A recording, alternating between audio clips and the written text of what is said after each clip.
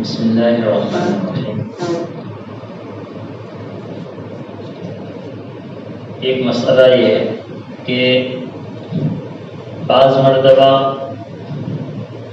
آدمی اپنی حیات ہی میں اپنی اولاد میں سے کسی کے لیے کوئی جائیداد نام کر دیتا ہے کہ فلاں مکان فلاں بیٹے کے لیے، تو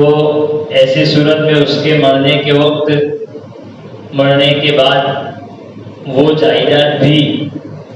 میراث میں سب کے درمیان تقسیم کی جائے گی، یا پھر حیاتی میں جس اولاد، جس بچے کے لیے یا جس بچی کے لیے وہ مکان خاص کر دیا تھا تو وہ اسی کا کہا جائے گا۔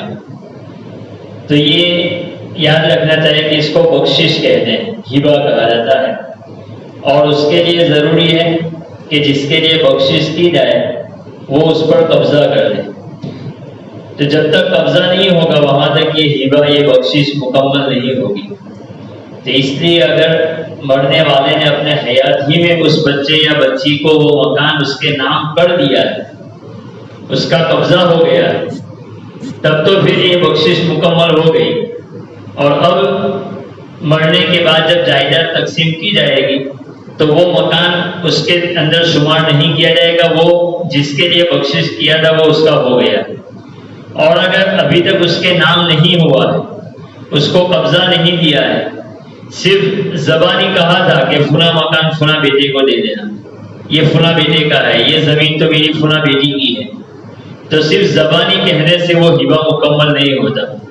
لہذا مرنے کے بعد وہ زمین یا وہ مکان بھی دوسرے ورثاء کے درمیان تقسیم کیا جائے گا وارثے کے قواعد کے مطابق۔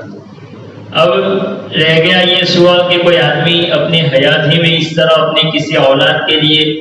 کوئی مکان یا کوئی زمین اس طرح نام کر سکتا ہے، تو اس بارے میں یاد رکھنا چاہیے کہ آدمی اپنی حیات ہی کے اندر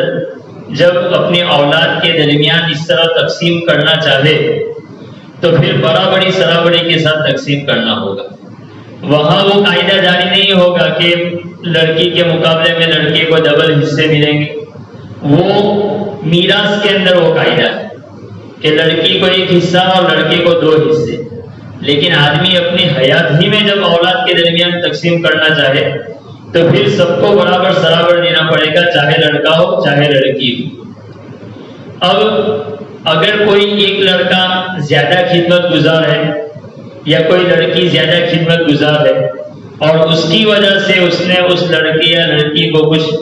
مکان یا کچھ جائیداد زیادہ دی ہے تب تو کوئی حرج نہیں، لیکن ایسی کوئی وجہ نہ ہو، محض چھوٹا لڑکا ہے تو اس کے ساتھ تعلق ہے، یا پھر لڑکی ایک ہی ہے، 5 بھائی تھے، ایک ہی لڑکی ہے تو اس کے ساتھ زیادہ تعلق ہے، اور اس تعلق کی وجہ سے اس کو زیادہ دے اپنی حیات ہی کے اندر، تو یہ کوئی وجہ نہیں ہے اس کو زیادہ دینے کی، اس لیے یہ ظلم ہوگا۔ اگرچہ اس کے نام کر دیا ہو تو وہ مالک ہو جائیں گے جس کے لیے وہ جائیداد دی ہو، لیکن اس کی وجہ سے یہ جو ناانصافی ہوگی اور اس طرح تقسیم نہیں کرنا چاہیے۔ اسی طرح دوسرا مسئلہ یہ ہے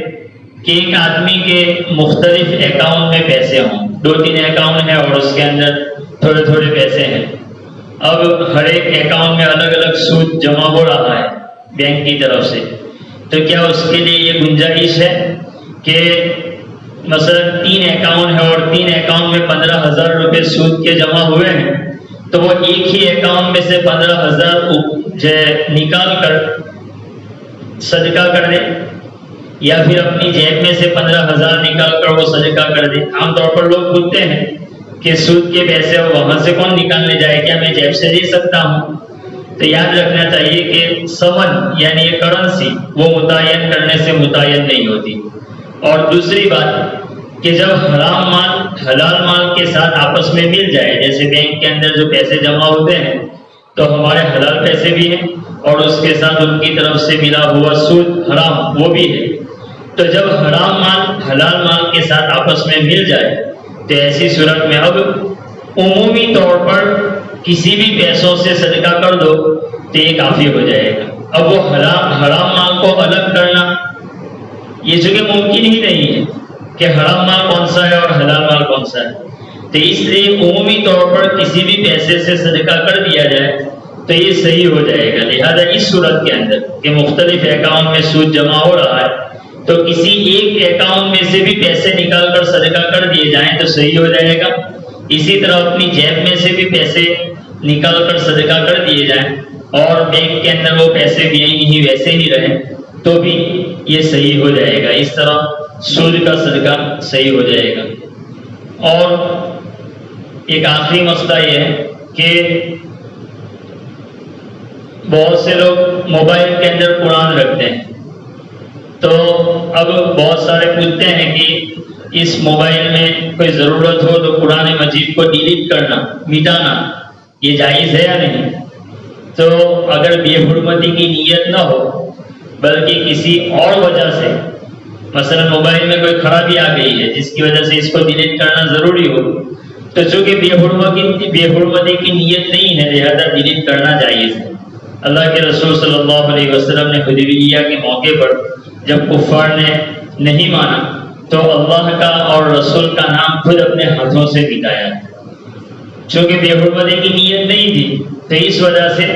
یہ اگر یہ نیت پر مدار ہے. اگر ہماری نیت بے حرمتی کی ہوتی ہو تب تو پھر جائز نہیں ہوگا اور اگر بے حرمتی کرنے کی نیت نہ ہو تو ایسی صورت میں قرآن کو ڈیلیٹ کرنا یہ بھی جائز ہوگا. اسی طرح اس قرآن کو لے کر بیت الخلاء میں جانا یہ بھی جائز ہے جبکہ وہ قرآن مجید اسکرین پر کھلا ہوا نہ ہو. اگر اسکرین پر کھلا ہوا ہو تو ایسی صورت میں تو پھر جانا جائز نہیں ہوگا بیت الخلاء میں. یہی حال تعویذ کا بھی کہ تعویذ کے اسی طرح انگوٹھی میں اللہ کے نام لکھے ہوئے ہوں تو بہتر یہ ہے کہ بیت الخلاء میں جاتے وقت ان کو باہر نکال کر جائے. لیکن اگر کسی نے نہیں نکالا